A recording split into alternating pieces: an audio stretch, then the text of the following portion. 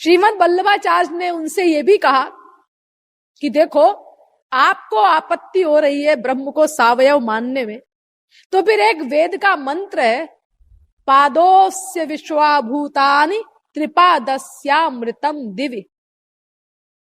पुरुष सूक्त का मंत्र है, यजुर्वेद का पुरुष सूक्त का तीसरा मंत्र है।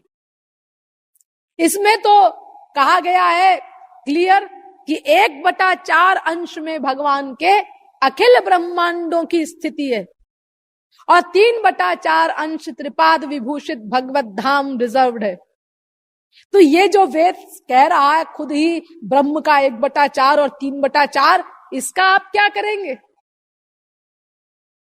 इसका क्या उत्तर है आपके पास? इसका कोई उत्तर नहीं है शंकराचार्य के पास। फिर उन्होंने आगे कहा कि आप ही तो कहते हैं शंकराचार्य जी कि प्रत्यक्षेणानुमित्यावा यस्तुपायो न विद्यते यत्तम विदन्ति वेदेन तस्माद् वेदस्य वेदता। यानी जो चीज प्रत्यक्ष प्रमाण से और अनुमान प्रमाण से सिद्ध नहीं हो सकती, प्रत्यक्षेणानुमित्यावा यस्तु उपायो न बुध्यते, उसको वेद से सिद्ध करना चाहिए। यानी उसके लिए वेद शब्द प्रमाण की सहायता लेनी चाहिए, वेद का प्रमाण है उसको सिद्ध करने के लिए। तो जब आप स्वयं ये बात कह रहे हैं तो फिर वेद ही तो कह रहा है कि जीव भगवान का अंश है। आपको ये बात मान लेने में आपत्ति क्यों हो रही है? और फिर आपने जो ये ज्ञान प्राप्त किया, ये कहां से ज्ञान प्राप्त किया आपने? अयम आत्मा ब्रह्म, अहम ब्रह्मास्मि, ये सब जो ज्ञान है आपका, ये कहां से आपने प्राप्त किया? वेद से किया ना आपने प्राप्त? हाँ, वेद से ही तो ज्ञान प्राप्त होगा। तो फिर आप तो कहते हैं कि ब्रह्म के अलावा कोई दूसरा तत्व ही नहीं है, तो फिर ये वेद कहां से आ गया? ये वेद नाम का दूसरा तत्व कहां से आ गया? जब एक ही ब्रह्म था, एक ही ब्रह्म है, एक ही ब्रह्म रहेगा, ऐसा आपका कहना है, वेद कहां से आ गया फिर? और शंकराचार्य जी एक पॉइंट और, आपने ही ऐसा कहा है कि गुरु के बिना ज्ञान नहीं हो सकता। किसी ब्रह्मज्ञानी गुरु के द्वारा ही अज्ञानी शिष्य को ज्ञान होगा। यावदायुस्त्रयो वंद्या वेदांतो गुरुरीश्वरः, ये आपका ही कहना है।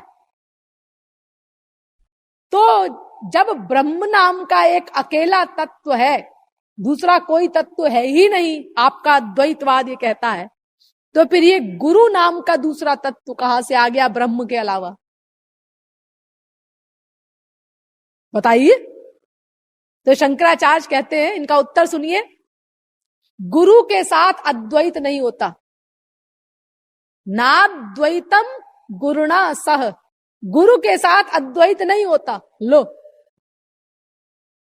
अरे जब जीव और ब्रह्म के बीच में द्वैत नहीं हो सकता, अद्वैत है, तो जीव और गुरु के बीच में द्वैत कहां से आ गया?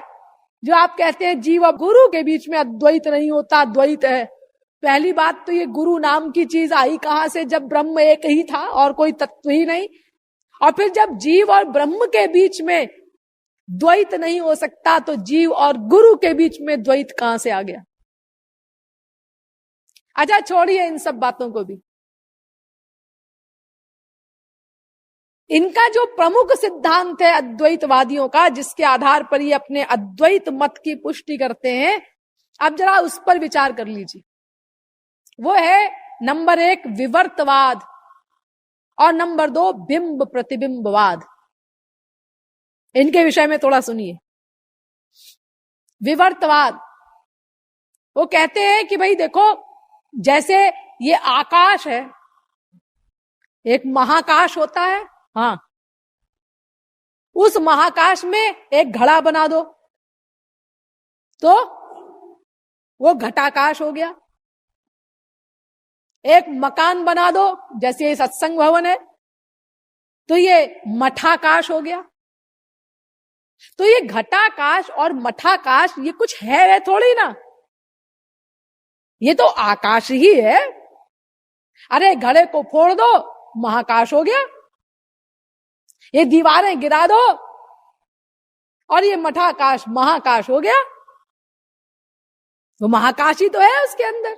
तो ऐसे ही ये जीव के अंदर जो भ्रांति है, वहम है, ये खत्म हो जाए तो बस जीव ब्रह्म ही है, ऐसा उन्होंने कहा। आप जरा इस पर विचार कर लिया जाए। आप ये कहते हैं कि घड़े के अंदर जो आकाश है वो महाकाश ही है, और घड़े के अंदर वाले आकाश की तरह, मकान के अंदर वाले आकाश की तरह जीव भी ब्रह्म ही है। फोड़ दो घड़े को, दीवारों को गिरा दो तो महाकाश ही हो गया। ऐसे ही अज्ञान चला जाए तो ये जीव ब्रह्म ही है। हाँ, हम आपसे ये पूछते हैं कि एक बात बताइए, ये घड़े के अंदर जो आकाश है या मकान के अंदर जो आकाश है, इसमें वही गुण है ना जो महाकाश में है? हाँ, वही गुण है। जैसे महाकाश केवल शब्द को ग्रहण करता है, शब्द गुणक महाकाशम, शब्द को ग्रहण करना यह आकाश का गुण है। तो वही आकाश जब घड़े के अंदर है, मकान के अंदर है, तो वही गुण उस आकाश में भी रहेगा। हाँ हाँ, बिल्कुल रहेगा। उसके अंदर और कोई गड़बड़ गुण तो नहीं आएगा ना। जल का गुण है जो रस, वो तो नहीं आया उसके अंदर। हाँ, वो नहीं आया। वायु का जो गुण है स्पर्श, वो तो नहीं आया। हाँ, वो तो नहीं आया। अग्नि का जो गुण है दाहकत्व प्रकाशकत्व, वो तो नहीं आ गया उस घड़े के अंदर जो आकाश है उसमें। नहीं, वो तो नहीं आया। वो जो महाकाश में गुण है वही रहा ना उसके अंदर, एक गुण शब्द को ग्रहण करना। हाँ, तो फिर आप जो ये कहते हैं कि उसी घटाकाश की तरह, उसी मठाकाश की तरह ये जीव ब्रह्म ही है, बस जैसे घड़े की दीवार फोड़ दो, घड़े को फोड़ दो, मकान की दीवार गिरा दो तो वो आकाश महाकाश हो गया, ऐसे ही ये जीव की भ्रांति मिट जाए तो जीव ब्रह्म ही है। तो हम आपसे ये पूछते हैं कि पहली बात तो ये घटाकाश मठाकाश बनाया किसने? कोई बनाने वाला तो होगा। और आप तो कहते हैं एक ही ब्रह्म है, तो ये घटाकाश मठाकाश बनाने वाला कौन है? अगर आप कहें भाई किसी भी प्रकार बन गया, अच्छा चलो बन गया, किसी भी प्रकार छोड़ो। लेकिन जब घड़े के अंदर आकाश रहने वाले आकाश में, मकान के अंदर रहने वाले आकाश में जो महाकाश का गुण है वही रहता है, पृथ्वी जल तेज वायु का गुण नहीं आता, तो फिर अगर जीव ही ब्रह्म है तो फिर जीव में ये सब गड़बड़ियां क्यों आ गई? क्या गड़बड़ियां? वो त्रिताप में तप रहा है, त्रिगुण त्रिताप त्रिदोष त्रिकर्म पंचकोश पंचक क्लेश, ये सब जो गड़बड़ियां हैं जिनके कारण दुखी है जीव, ये सब कहां से आ गई जीव के अंदर? अरे घड़े के अंदर रहने वाले आकाश में तो नहीं आई गड़बड़ियां, उसमें तो रस का गुण नहीं आ गया, उसमें तो स्पर्श का गुण नहीं आ गया, उसमें तो गंध नहीं आ गई पृथ्वी की तरह। वायु का स्पर्श गुण, जल का रस गुण, अग्नि का तेज गुण, पृथ्वी की गंध, वो तो नहीं आ गई उसके अंदर। वो आकाश वैसा ही रहा जैसा आकाश है महाकाश। तो फिर जीव के अंदर ये सब गड़बड़ियां कहां से आ गई? दूसरा वो लोग बताते हैं बिंब प्रतिबिंबवाद, अर्थात जैसे शीशे पर चंद्रमा की छाया पड़ी तो वहां एक दूसरा चंद्रमा बन गया, यानी उस चंद्रमा का प्रतिबिंब। ऐसे ही ब्रह्म का प्रतिबिंब पड़ा तो ये सब जीव बन गए, ऐसा कहते हैं वो लोग। अब जरा इस विषय में विचार कर लो, आपका ब्रह्म साकार है कि निराकार? निराकार है। तो निराकार का प्रतिबिंब कैसे पड़ गया? पहली बात, अरे प्रतिबिंब तो साकार वस्तु का होता है, निराकार वस्तु का प्रतिबिंब कैसे पड़ेगा? जो आप कहते हैं कि ब्रह्म का प्रतिबिंब पड़ा और इतने सारे जीव बन गए, तो वो लोग कहते हैं कि देखो दो तारे हैं और उन दो तारों के बीच में आकाश है। हाँ आकाश है। आकाश निराकार है। हाँ निराकार है। लेकिन उन तारों का प्रतिबिंब पड़ा पानी में। हाँ पड़ा। वो तारे दिख रहे हैं ना पानी में। हाँ दिख रहे हैं। तो उन तारों के बीच में जो है वो आकाश का प्रतिबिंब है, ऐसा कहते हैं वो लोग। वो देखो तारों का प्रतिबिंब पड़ रहा है और तारों के बीच में आकाश है, तो ऐसे ही पानी में जो तारों का प्रतिबिंब पड़ रहा है तो उन दो तारों के प्रतिबिंब के बीच में जो कुछ है वो आकाश का प्रतिबिंब है। अच्छा, लेकिन अगर ये तारे न हो, बादल घिरे हो, तब भी क्या आकाश का प्रतिबिंब पड़ेगा? नहीं। तो इसका मतलब वो जो प्रतिबिंब था वो निराकार का प्रतिबिंब नहीं था। और फिर ये तारे नाम की चीज कहां से आ गई?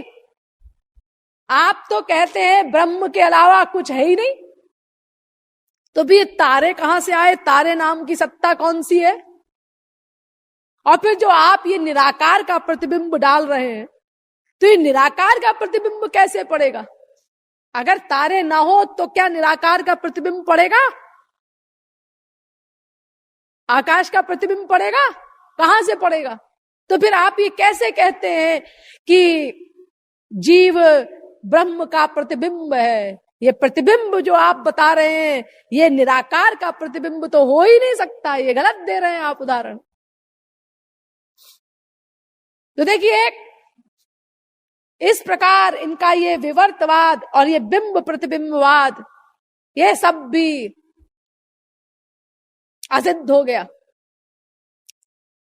आगे चलिए, आप लोग ये कहते हैं कि ये जीव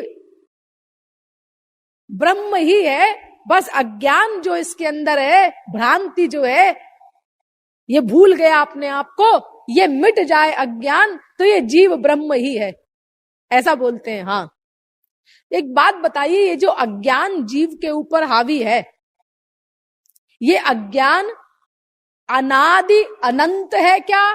पहली बात। या अनादि शांत है? दूसरी बात। या सादि अनंत है? तीसरी बात। या सादि शांत है? चौथी बात। यानी ये अज्ञान सदा से था, सदा रहेगा, ऐसा है क्या? या ये अज्ञान सदा से तो था लेकिन सदा नहीं रहेगा, ऐसा है क्या? या ये अज्ञान एक दिन प्रारंभ हुआ लेकिन अनंत काल तक रहेगा, ऐसा है क्या? या ये अज्ञान एक दिन प्रारंभ हुआ और एक दिन समाप्त हो जाएगा, ऐसा है क्या? इन चारों में से कोई बात बताइए। इनमें से दो तो आप मान नहीं सकते। अरे चार ही क्वेश्चन हो सकते हैं अज्ञान के बारे में। हाँ, तो ये चारों में से आप दो तो मान नहीं सकते कि अज्ञान अनादि है, क्योंकि वरना तो दो तत्व हो जाएंगे अनादि, एक ब्रह्म और एक अज्ञान। और आप तो मानते नहीं, आप तो एक ही तत्व मानते हैं।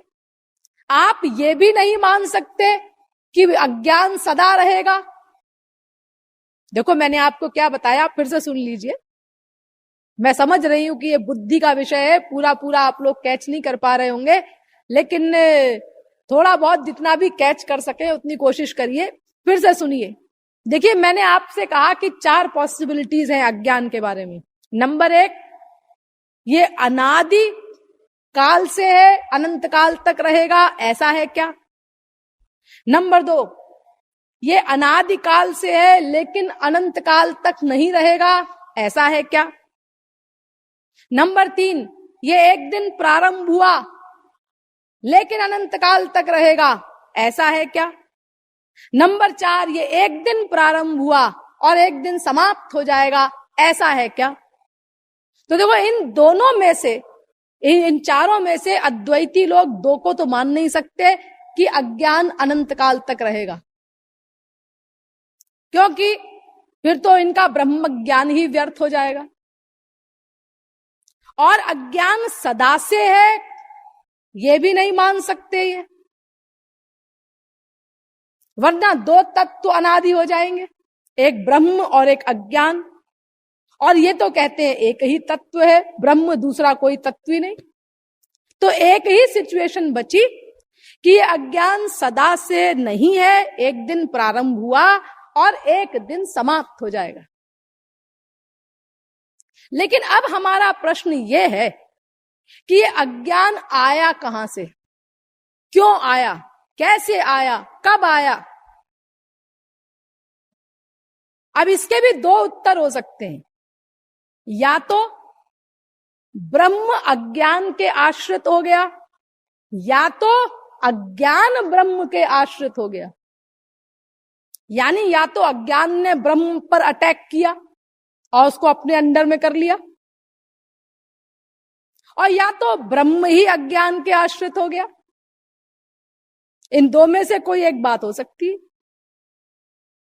तो ब्रह्म अज्ञान के आश्रित हुआ, अज्ञान ने ब्रह्म पर अटैक किया, ऐसा तो हो नहीं सकता, क्योंकि ब्रह्म का ज्ञान अखंड है, नित्य है।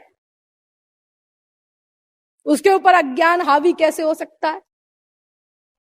अरे कोई ब्रह्म संसार में कोई जैसे पागल होता है, ऐसा तो है नहीं कि एक व्यक्ति है और वो अचानक पागल हो गया, वो अपने आप को भूल गया कि मैं कौन हूं। ऐसे ही क्या वो ब्रह्म अच्छा खासा सर्वज्ञ था और एक दिन ऐसा समय आया कि 8 जून को रात को 12 बजे अचानक वो भूल गया कि मैं ब्रह्म हूं और अपने आप को मनुष्य, गधा, कुत्ता, बिल्ली, सूअर समझने लगा? ऐसा कैसे हो सकता है? अरे ब्रह्म तो नित्य ज्ञान है, उसका अखंड ज्ञान है। हाँ, तो अज्ञान ब्रह्म के ऊपर हावी हो गया, अज्ञान ने ब्रह्म के ऊपर अटैक किया, उसको अपने अंडर में कर लिया, ऐसा तो हो नहीं सकता।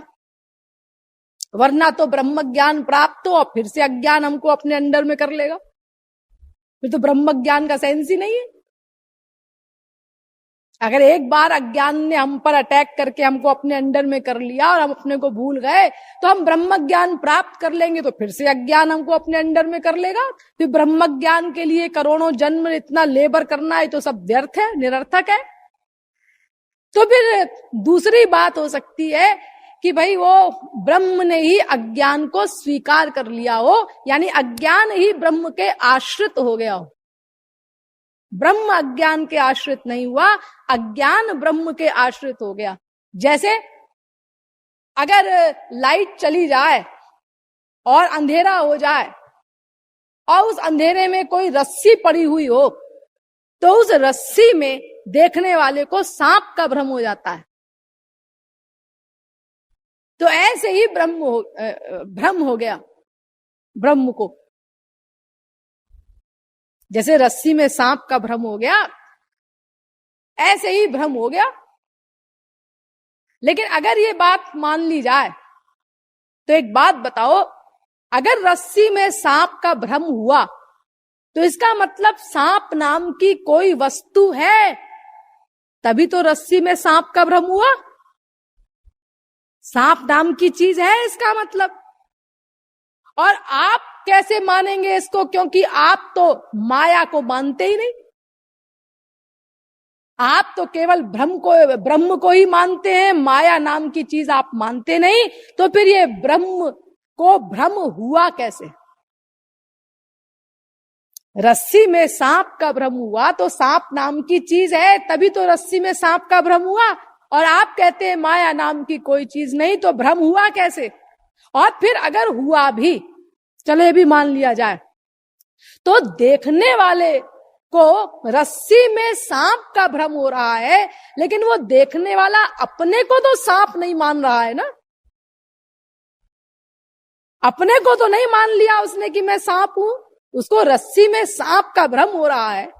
तो फिर ब्रह्म को ये कैसे हुआ? ब्रह्म ने अपने आप को ये मनुष्य, कुत्ता, बिल्ली, गधा आदि कैसे मान लिया?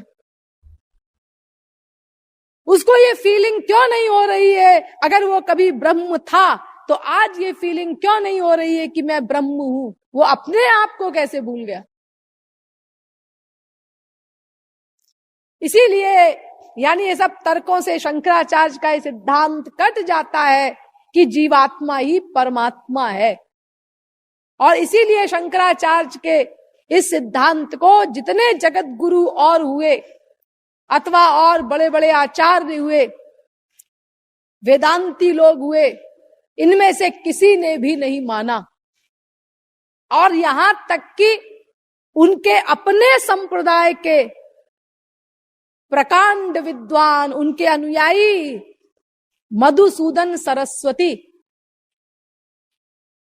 ये शाहजहां के जमाने में हुए हैं, शंकराचार्य के संप्रदाय के।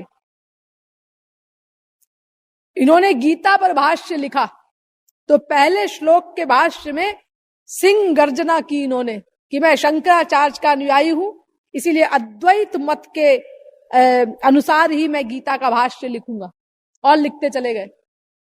जब गीता के अंतिम सारभूत श्लोक पर पहुंचे, सर्वधर्मान परित्यज्य मामेकं शरणं व्रज अहम त्वाम सर्व पापेभ्यो मोक्षयिष्यामि मा शुचः, गीता के 18वें अध्याय का 66वां श्लोक है। जब इसका भाष्य लिखने लगे मधुसूदन सरस्वती तो उन्होंने कहा, अरे मैं किसी का कायल नहीं हूं, चाहे मेरे गुरु हो शंकराचार्य, चाहे कोई हो, ये सब बकवास है कि जीवात्मा ही परमात्मा है। इस श्लोक का अर्थ आपको पहले भी बताया जा चुका है, फिर से सुन लीजिए। भगवान श्री कृष्ण गीता से अर्जुन से कह रहे हैं कि अर्जुन तू सब धर्मों को छोड़ करके एकमात्र मेरी शरण में आ जा, तो मैं तुझे समस्त पापों से मुक्त कर दूंगा। ये इसका मोटा मोटा अर्थ है। तो इसका भाष्य किया जगत गुरु श्री शंकराचार्य ने कि सर्वधर्मान परित्यज्य का मतलब धर्म मधर्मंच परित्यज्य, यानी धर्म भी छोड़ दे, अधर्म भी छोड़ दे। धर्मम अधर्मम च, ऐसा लिखा है उनके भाष्य में। और मामेकम शरणम व्रज, जो श्री कृष्ण कह रहे हैं कि मेरी शरण में आ जाए एकमात्र, तो उसका अर्थ किया शंकराचार्य ने कि तू अपनी शरण में चला जा। इतनी धांधलेबाजी धर्म को भी छोड़ दे, अधर्म को भी छोड़ दे, और तू अपनी शरण में चला जा। तो इस श्लोक का जब भाष्य लिखने लगे मधुसूदन सरस्वती, तो उनकी सहन शक्ति जवाब दे गई जैसे, और उन्होंने बड़े भयानक शब्दों में कहा कि प्रमाणतोपि निर्णीतम कृष्ण माहात्म्यमद्भुतम न शक्नुवन्ति ये सोढुम ते मूढ़ा निरयंगता। अर्थात जो इस श्लोक का ये अर्थ नहीं करता कि श्री कृष्ण की शरण में जाओ, वो मदांध नरक जाएगा। यानी इनडायरेक्टली अपने गुरु के लिए ही इतना बड़ा अटैक हो रहा है। वो कहते हैं भगवद अभिप्राय वर्णने केवयम वराका। वैसे तो भगवान का अभिप्राय जानने में हमारी सामर्थ्य क्या है कि भगवान ने ये श्लोक क्यों कहा है, लेकिन ये हम निश्चय पूर्वक कह सकते हैं कि शंकराचार्य ने इसका जो अर्थ किया है वो इसका अर्थ बिल्कुल नहीं है। इसका अर्थ श्री कृष्ण की शरणागति ही है, श्री कृष्ण की शरण में जाना होगा। ये मधुसूदन सरस्वती कह रहे हैं। यानी उन्होंने भी माना कि जीवात्मा परमात्मा पृथक पृथक है और जीवात्मा को परमात्मा की शरण ग्रहण करनी होगी। तस्यैवाहं ममैवासौ स एवाहमिति त्रिधा भगवच्छरणार्थित्वं साधनाभ्यास पाकतः।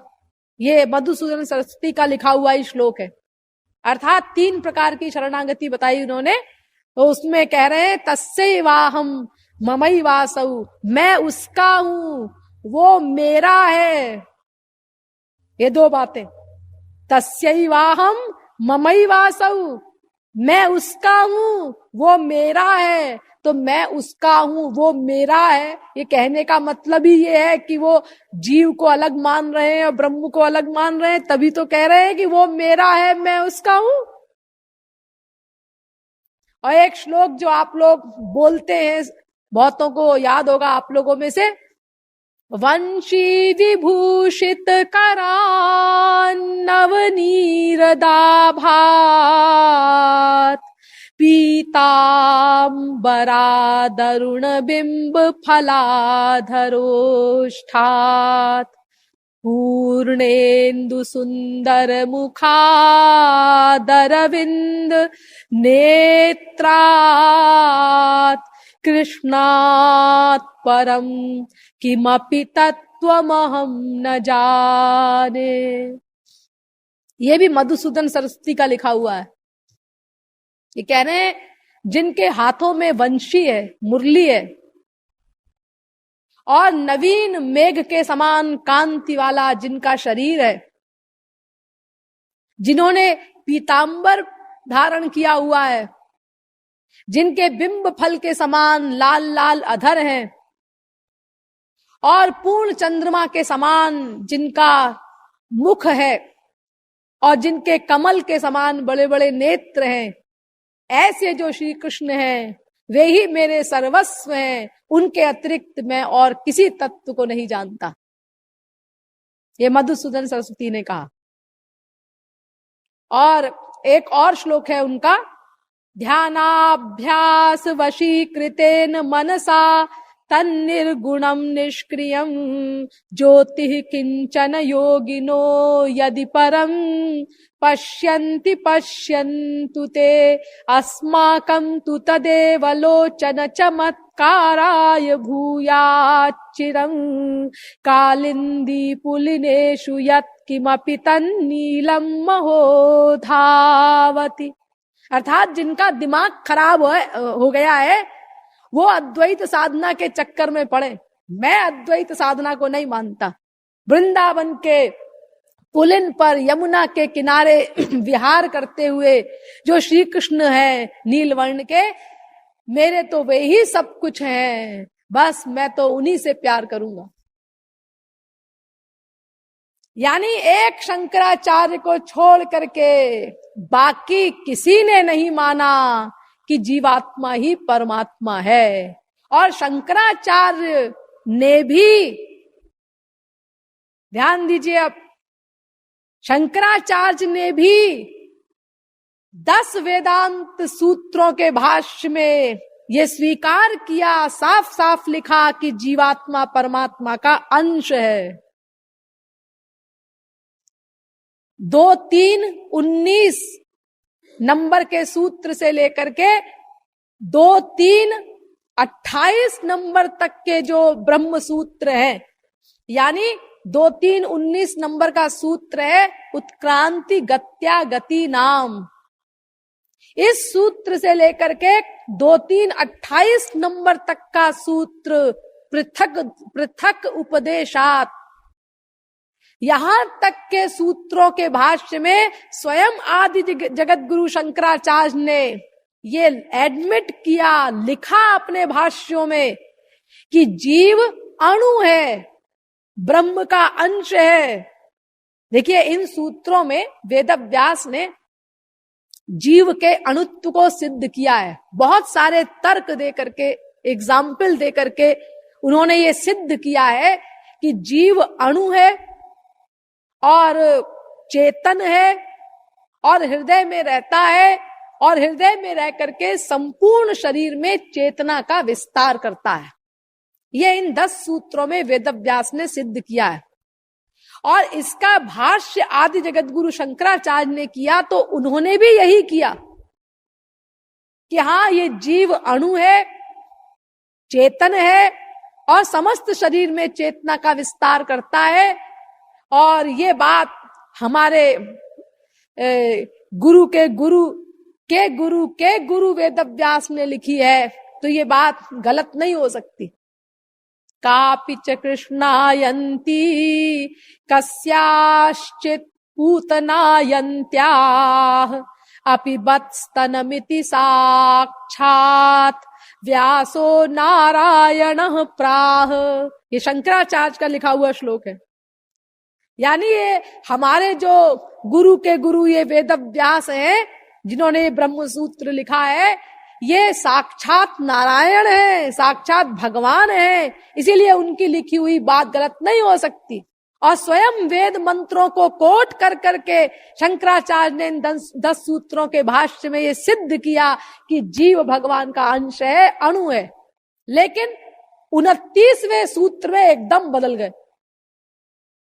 2, 3, 29 नंबर का सूत्र है, तद गुण सारत्वात्तु तद व्यपदेशः प्राज्ञवत्। इस सूत्र के भाष्य में एकदम से बदल गए हो, कहते हैं नहीं नहीं नहीं नहीं, जीवात्मा नाम की कोई चीज नहीं है, सब ब्रह्म ही है, जीव विभु है। लो, पहले 10 सूत्रों में सिद्ध कर रहे हैं कि जीव अणु है खुद, और 29वें सूत्र में यानी 11वें सूत्र में अपने भाष्य में एकदम से बदल गए और जीव को विभु बताने लगे। ऐसी धांधलेबाजी की है उन्होंने। ये धांधलेबाजी क्यों की शंकराचार्य ने, ये मैं नहीं बताऊंगी आपको, लेकिन मैं आपको ये बार बार हिदायत अवश्य करूंगी कि शंकराचार्य के प्रति आप लोग कोई दुर्भाव न लाइएगा मन में। हमारी उनसे कोई बहस नहीं है, हमारी तो उनकी बात से बहस है। उन्होंने जो ये लिखा है इससे बहस है हमारी। यानी अपने ही आचार्य के खिलाफ उन्हीं के ब्रह्म सूत्रों का खंडन कर रहे हैं, और जबकि स्वयं पहले उनका समर्थन कर रहे हैं और ये कह रहे हैं कि वो भगवान के अवतार थे, उनकी बात गलत नहीं हो सकती और जीव अणु ही है, बिल्कुल ठीक है। और फिर उसके बाद कहते हैं कि नहीं नहीं, जीव विभु है।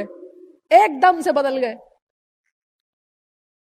और फिर अगर बदल भी गए तुम, तो कम से कम तुमने पहले जो लिखा है उसको तो फाड़ के फेंक दो। अरे भाई, अगर किसी के घर में कोई खराब चीज आ जाती है और उसको पता चल गया ये चीज खराब है, तो उसको निकाल देता है, फेंक देता है बाहर। यहां हमारे गांव में एक रिवाज है, बड़ी हंसी का रिवाज कहना चाहिए या मूर्खता कहनी चाहिए लोगों की, कि जब किसी के यहाँ तेरही का पत्र आता है किसी का, तो लोग उसको घर के अंदर नहीं ले जाते, कहते हैं भाई इसको बाहर ही पढ़ो और बाहर ही फाड़ करके इसको फेंक दो, घर के अंदर मत ले जाओ। अगर घर के अंदर ले गए तो कोई मर जाएगा और फिर उसकी तेरही मनानी पड़ेगी।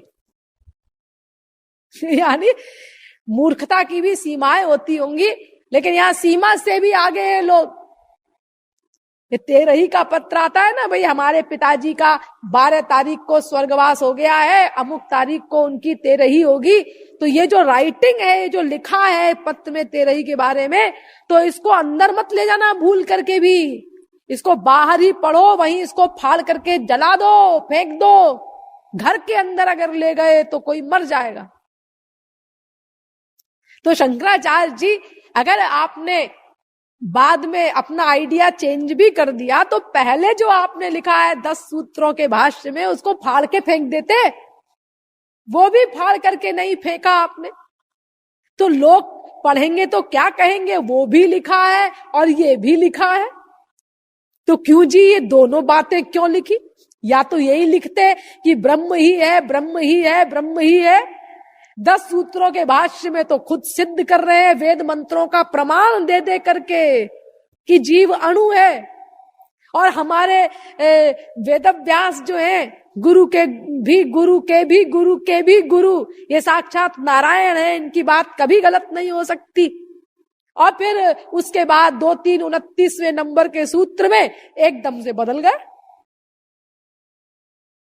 हाँ, ऐसी बातें हैं शंकराचार्य की। लेकिन आप लोग इन सब बातों के चक्कर में न पड़िएगा।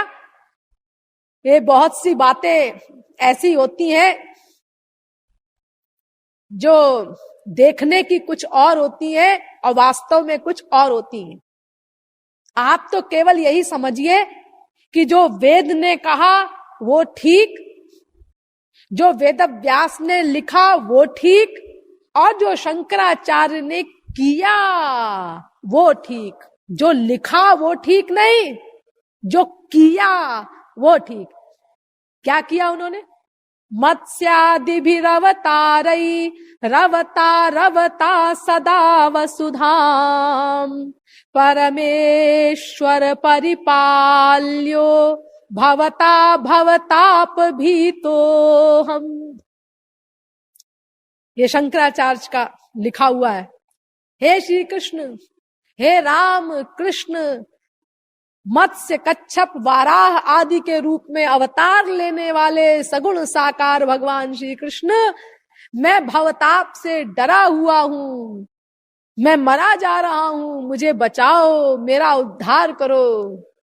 आपने अनंत बार अवतार ले लेकर के इस भूभार को उतारा है, तो क्या भवताप से डरे हुए मुझ शंकराचार्य का उद्धार नहीं करेंगे? ये जो उन्होंने किया, इसकी वंदना करनी है आप लोगों को। ये ठीक है, हमें भी श्री कृष्ण से इसी प्रकार कहना है। यानी शंकराचार्य वास्तव में श्री कृष्ण भक्त थे। अंतिम जीवन में उन्होंने श्री कृष्ण भक्ति ही की। इसीलिए उनके भाष्यों में जो लिखा है कि जीवात्मा ही परमात्मा है, आप उस पर ध्यान मत दीजिए। क्योंकि जैसा कि मैंने अभी एक सेंटेंस बोला था कि बहुत सी बातें वास्तव में कुछ और होती हैं और दिखाई कुछ और पड़ती हैं। जैसे देखो, आप लोग, कोई कलेक्टर है, कोई कमिश्नर है, कोई गवर्नर है, कोई ऑफिसर है, संसार में ये सब होते हैं। तो ये लोग जब बैठते हैं अपने ऑफिस में, तो इनका वो असली रूप नहीं होता। उस समय तो नेचुरलिटी में नहीं बैठते, बड़े गंभीर होके, बड़े सीरियस होकर के। नेचुरलिटी में तो घर में रहते। एक जज, वो कितना कितना ही दयालु हो हृदय से, सदा व्रत बांट रहा हो गरीबों को, लेकिन जब अपनी जज की सीट पर बैठता है तो वहां बड़े सीरियस होकर के लॉ से बात करता है और बड़ी बेरहमी से कहता है, तुमको सजाए मौत दी जाती है। अरे साहब, आपने तो वाणी से बोल दिया हमको तो फांसी हो जाएगी, आपको कोई फीलिंग नहीं हो रही है? नहीं, मैं जज हूं। यानी बाहर दया करता है, लेकिन इस समय देखो कितना कठोर हो रहा है। तुम्हारी सजा मौत की पक्की हो गई, क्योंकि दफा 302 पक्की हो गई। और इसके अलावा तुमने 2 डकैतियां भी डाली हैं। हाँ, तो फांसी प्लस 5 साल की सजा। अरे साहब, तो क्या हम मरने के बाद सजा भोगने के लिए आएंगे? नहीं, लिख दिया है मैंने कि फांसी प्लस सजा, लेकिन पहले फांसी वाली सजा भुगवाई जाएगी। ये पागलों का हिसाब किताब है, लेकिन ये लिखा ऐसे ही जाता है। हाई कोर्ट के जजमेंट पढ़ लीजिएगा आप लोग, इसी तरह का वाक्य लिखते हैं उसमें कि अमुक अपराध के लिए फांसी, फिर अमुक अपराध के लिए 5 साल की कैद, अमुक अपराध के लिए इतने साल की कैद, लेकिन पहले ये फांसी वाली सजा भुगवाई जाएगी। तो फिर वो दूसरी वाली सजा कैसे भोगेगा वो? हाँ, वो लिख दिया है, क्योंकि अगर पहले हम वो वाली सजा भुगवाएं दूसरी वाली, और कहीं ये कोई तरकीब लगा के, हिसाब लगा करके भाग गया जेल से, तो फिर वो बड़ी वाली सजा तो रह ही जाएगी। इसलिए पहले बड़ी वाली सजा भुगवाई जाएगी और बाद में फिर ये, अरे बाद में कैसे भोगेगा फिर वो? लेकिन लिखा जाएगा ऐसे ही जजमेंट, वो जज ऐसे ही लिखता है। तो देखो कुछ चीजें, यानी देखो, जज है तो हृदय से बहुत दयालु, लेकिन कैसा कठोर हो रहा है न्यायालय में। तो ऐसे ही ये शंकराचार्य ने जो कुछ किया, हमें उस पर ध्यान देना है जिन्होंने श्री कृष्ण भक्ति की। उन्होंने भाष्यों में जो कुछ लिखा उसका कुछ कारण था, उसके पीछे कुछ रहस्य है जिसको महापुरुष लोग जानते। देखिए महापुरुष लोग ये सब परस्पर एक होते, इनकी सबकी गवर्नमेंट एक होती है, और ये जो कुछ करते हैं ये केवल विश्व कल्याण के लिए करते हैं। इनका अपना कोई प्रयोजन शेष नहीं होता। एक बार भगवत प्राप्ति कर लेने के बाद फिर अपने लिए उसको कुछ करना रह ही नहीं जाता शेष। अब क्यों करे कुछ, उसे कुछ पाना है क्या जब भगवान को पा लिया तो वो जो कुछ करेगा वो दूसरे के कल्याण के लिए ही करेगा, जगत कल्याण के लिए ही करता है महापुरुष प्रत्येक बार।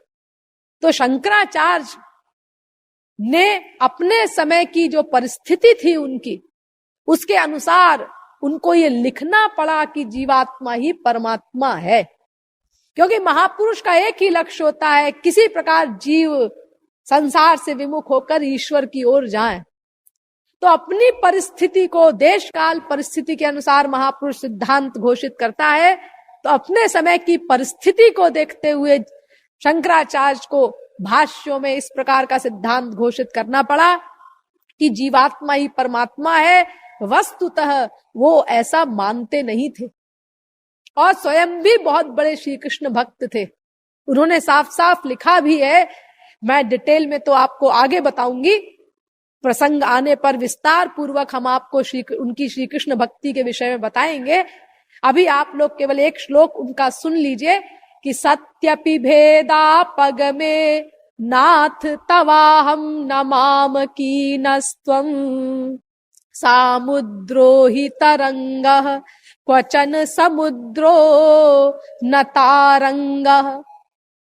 हे नाथ, देखो नाथ कहने के पहले अपने आप को दास स्वीकार करना स्वाभाविक है। हे नाथ, वैसे तो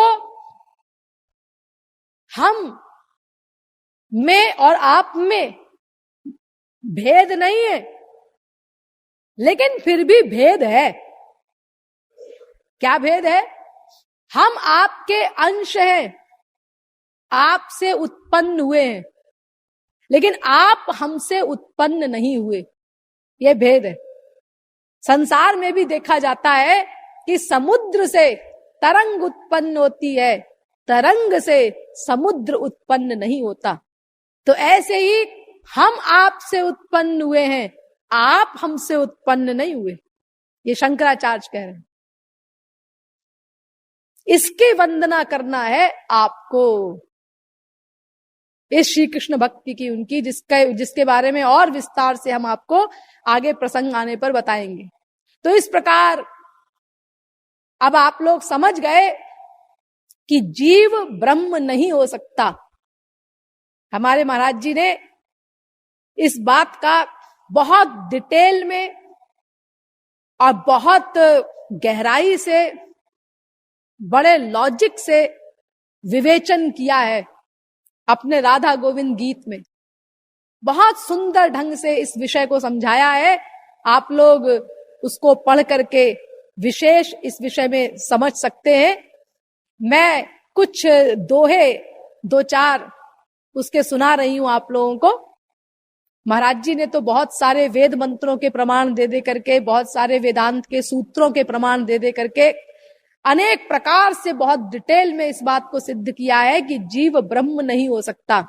लेकिन हम आपको उसमें से दो चार दोहे बता रहे हैं।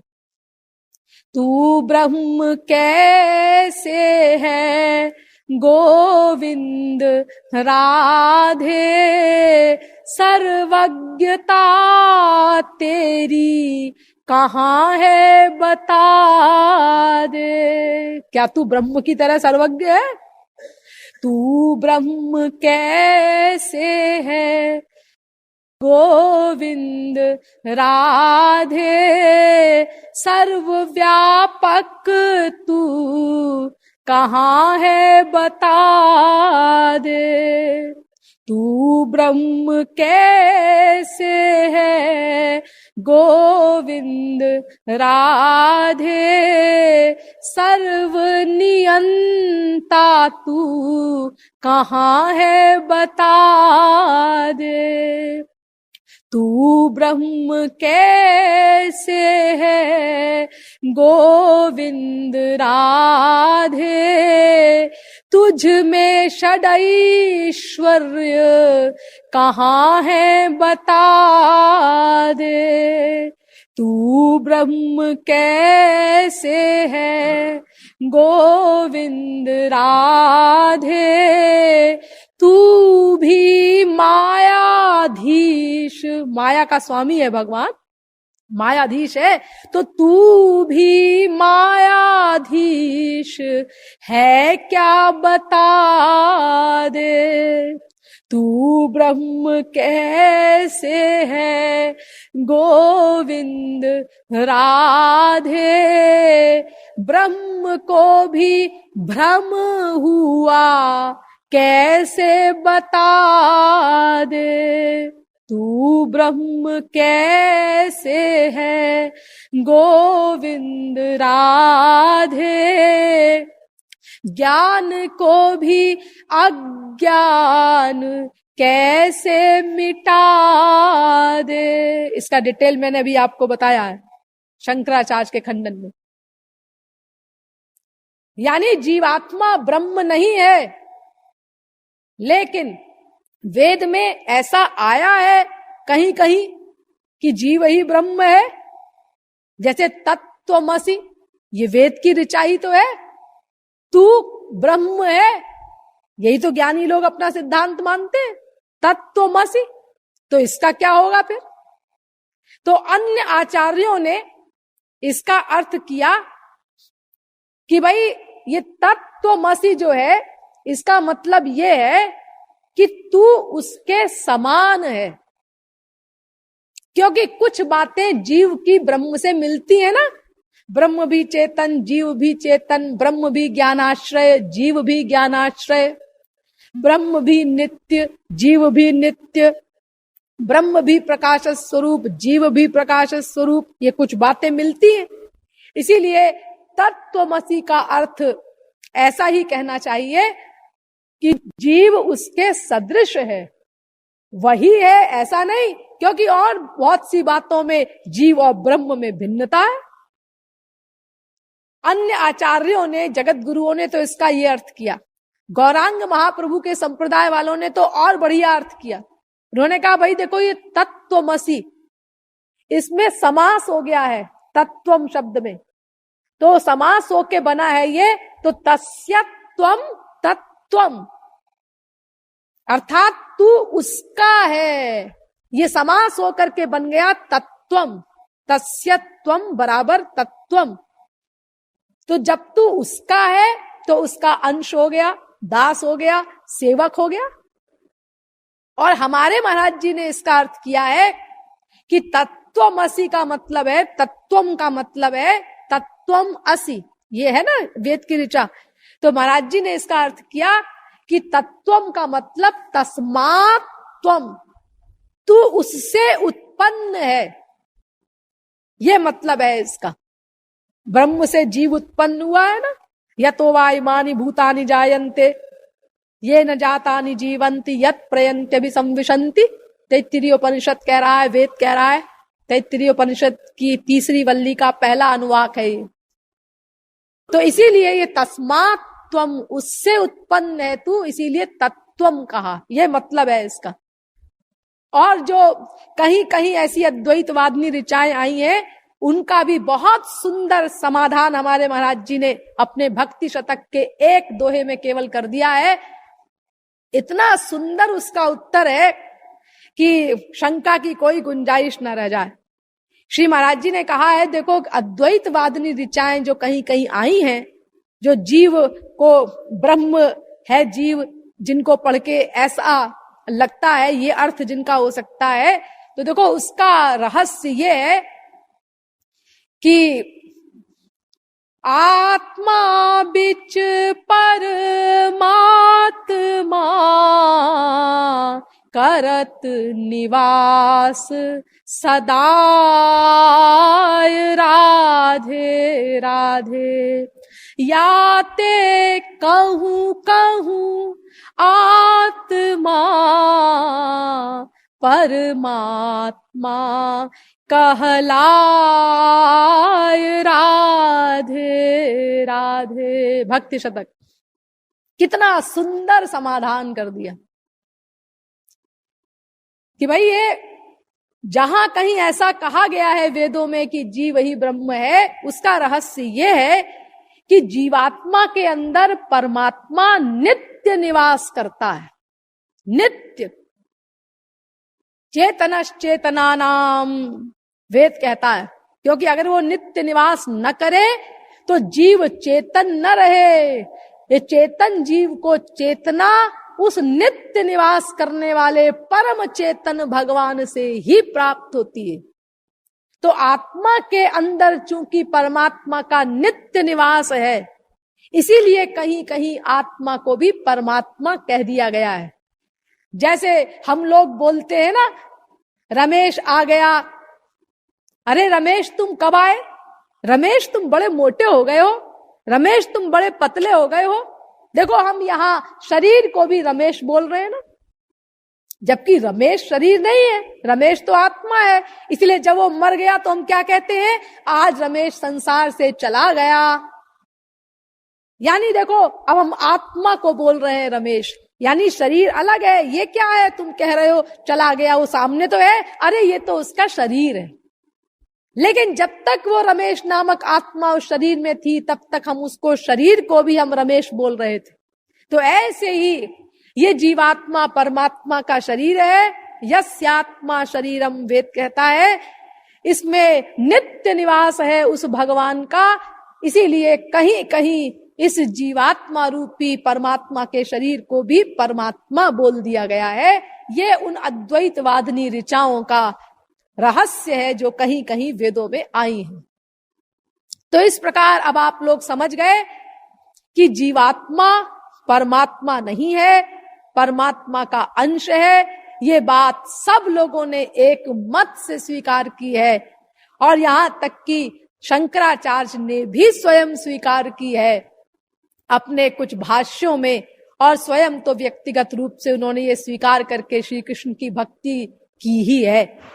अतएव अब इसमें कोई शंका की गुंजाइश नहीं रही। ये कंक्लूजन निकला कि जीवात्मा परमात्मा नहीं है, जीवात्मा परमात्मा का अंश है, और परमात्मा को प्राप्त कर लेने के बाद भी जीवात्मा परमात्मा से पृथक ही रहेगा, परमात्मा ही नहीं बन जाएगा। तो आज तो हमने केवल उस सिद्धांत का गहराई से विवेचन किया जो ज्ञानी और भक्त के बीच में है। एक कहता है सोहम, दूसरा कहता है दासोहम। एक कहता है जीवात्मा ही परमात्मा है, और भक्त कहता है जीवात्मा परमात्मा का अंश है। तो क्या सत्य है इनमें से, इस पर बहुत गहराई से विचार करके हम लोग निष्कर्ष पर पहुंच गए कि जीवात्मा परमात्मा का अंश है, और परमात्मा को प्राप्त कर लेने के बाद भी जीवात्मा परमात्मा से पृथक रहेगा। अब ज्ञान मार्ग क्या है, ये हमको समझना है गहराई से, वो अब कल समझाया जाएगा। बोलिए वृंदावन बिहारी लाल की, श्रीमद् सतगुरु सरकार की।